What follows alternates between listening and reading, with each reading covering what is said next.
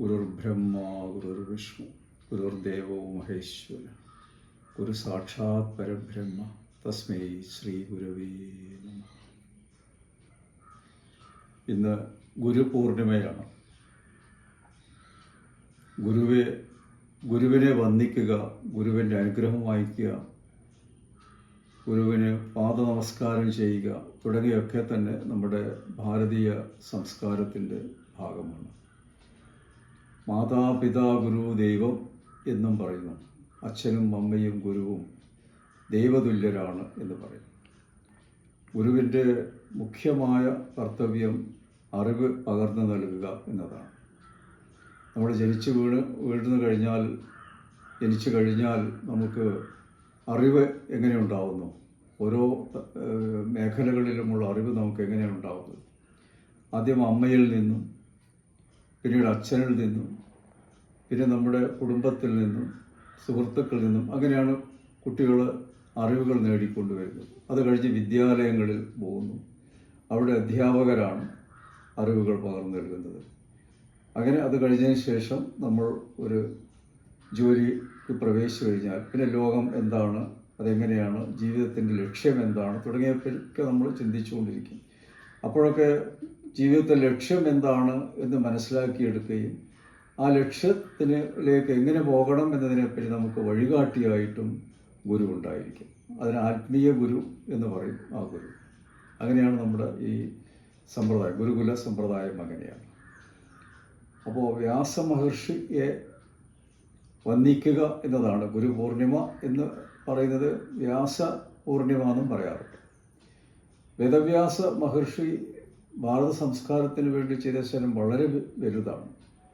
നമുക്കിന്ന് ലഭ്യമായ പുരാണങ്ങളും ഇതിഹാസങ്ങളും ഉപനിഷത്തുകളും ഒക്കെ തന്നെ നമുക്ക് ലഭ്യമായത് വ്യാസമഹർഷിയുടെ ശ്രമം കൊണ്ടാണ്.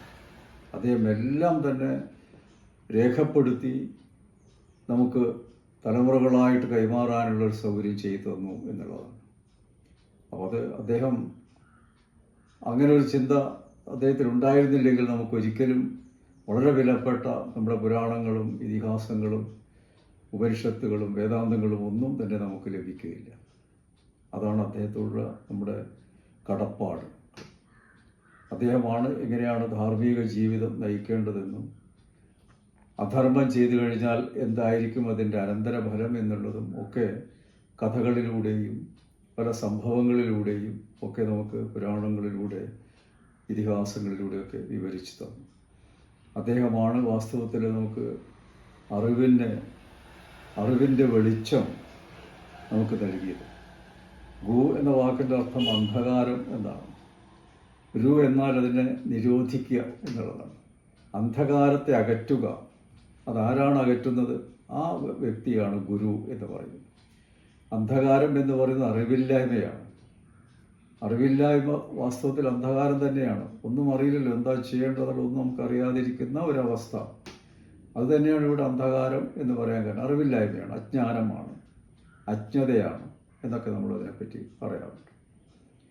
ആ അജ്ഞത ക്രമേണ നീക്കി നമുക്ക് ജ്ഞാനമാർഗത്തിലേക്ക്, ജ്ഞാനം എന്താണെന്ന് മനസ്സിലാക്കി തരുന്ന ഒരവസ്ഥയിലേക്ക് എത്തിക്കുന്നത് ഗുരുവാണ്. അതിൽ നമുക്കെപ്പോഴും പ്രാതസ്മരണീയനായ ഗുരുവാണ് നമ്മുടെ വ്യാസമഹർഷി.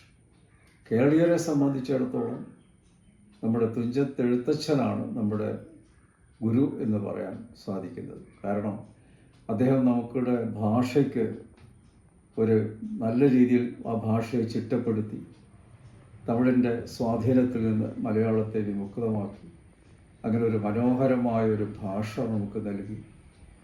അതുപോലെ തന്നെ നമുക്ക് ആധ്യാത്മികമായ അറിവ് പകർന്നു തരാൻ വേണ്ടി അധ്യാത്മരാമായണം കിളിപ്പാട്ട് രൂപത്തിൽ അദ്ദേഹം രചിച്ച് 400 വർഷങ്ങൾക്ക് മുമ്പ് തന്നു. അതെല്ലാ വർഷവും കർക്കിടക മാസത്തിൽ പാരായണം ചെയ്ത് നമുക്ക് ആത്മീയമായ അറിവുകളും നമുക്ക് നേടാൻ സാധിച്ചു.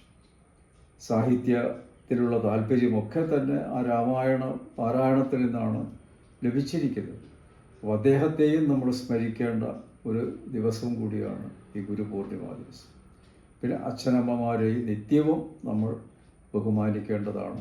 അവർക്ക് ആൾക്കാർ നമസ്കരിക്കണം എന്നതാണ് ശ്രീരാമചന്ദ്രനൊക്കെ അങ്ങനെയാണ് കാണിച്ചു തരുന്നത്.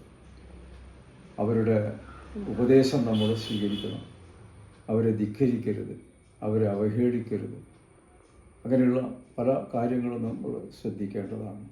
അതുപോലെ വിദ്യാലയത്തിൽ നമുക്ക് അറിവ് പകർന്നു തരുന്ന അധ്യാപകരും അധ്യാപികമാരും അതുപോലുള്ള അറിവ് നൽകുന്നവർ എല്ലാം തന്നെ നമ്മൾ ഗുരുസ്ഥാനം നൽകിക്കൊണ്ട് അവരെ ആദരിക്കണം.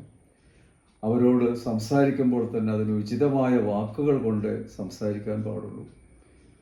അതൊക്കെ നമ്മുടെ സ്വഭാവ രൂപീകരണത്തിന് സഹായിക്കുന്ന കാര്യങ്ങളാണ്. നല്ലൊരു ക്യാരക്ടർ എങ്ങനെ നമുക്ക് ഡെവലപ്പ് ചെയ്യാൻ പറ്റും എന്നുള്ളതും കൂടി പഠനകാലത്ത് കുട്ടികൾ ശ്രദ്ധിക്കേണ്ടതാണ്. നല്ലൊരു സംസ്കാരം ഉണ്ടാവുക, മൊത്തം അതാണ് നമ്മൾ പറയുന്നത്. ഏത് വിഷയത്തിൽ എത്ര ഉന്നതിയിലെത്തിയാലും ശരി, സംസ്കാരമില്ലെങ്കിൽ പോയി പിന്നെന്താ പ്രയോജനം? ലോകത്താർക്കും അവരെ കൊണ്ട് പ്രയോജനമില്ല. അപ്പോൾ ക്യാരക്ടർ ബിൽഡിംഗ് അതാണ് വളരെ പ്രധാനപ്പെട്ട കാര്യം. അത് നമ്മുടെ സ്കൂളുകളിൽ വെച്ചാണെങ്കിൽ അത് അധ്യാപകന്മാരിൽ നിന്നും നമുക്ക് ലഭിക്കുന്നു, വീട്ടിൽ അച്ഛനമ്മമാരിൽ നിന്നും. അപ്പോൾ അവരൊക്കെ നമ്മുടെ ഗുരുസ്ഥാനീയരാണ് എന്ന നിലയിൽ ബഹുമാനിക്കേണ്ടതാണ്.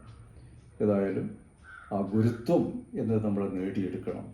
നമ്മൾ പഠനത്തിലൊക്കെ നല്ല മാർക്ക് വാങ്ങുന്നു, ശരി തന്നെയാണ്. പക്ഷേ ഗുരുത്വം ഇല്ലാതിരുന്നാൽ അതെവിടെയും തിളങ്ങില്ല, നമുക്കൊരു ഉപകാരത്തിന് അറിവുകൾ കിട്ടില്ല. അപ്പോൾ ഗുരുത്വം നേടിയെടുക്കുക, അതിന് ഗുരുനാഥന്മാരെ ബഹുമാനിക്കുകയും പ്രായമുള്ളവരെ ബഹുമാനിക്കുകയും ഒക്കെ ചെയ്യുമ്പോഴാണ് നമുക്ക് ഗുരുത്വം ലഭിക്കുന്നത്. അത് നമ്മുടെ ജീവിതത്തിൽ വിഷമസന്ധിയിൽ അത് നമ്മളെ സഹായിക്കും എന്നതാണ് പ്രധാനം. അതുകൊണ്ട് ഈ ഗുരുപൂർണിമ നമ്മെ സംബന്ധിച്ചിടത്തോളം വിജ്ഞാനത്തെ നൽകിയ ഒരു ദിവസം, അതിൻ്റെ ആചാര്യൻ്റെ ജനന ദിവസം, വ്യാസമഹർഷിയുടെ ജനന ദിവസമായിട്ടാണ് നമ്മൾ കാണുന്നത്. എല്ലാവർക്കും ആ ഗുരുപൂർണിമയുടെ ആശംസകൾ നൽകുകയാണ്. നമസ്തേ.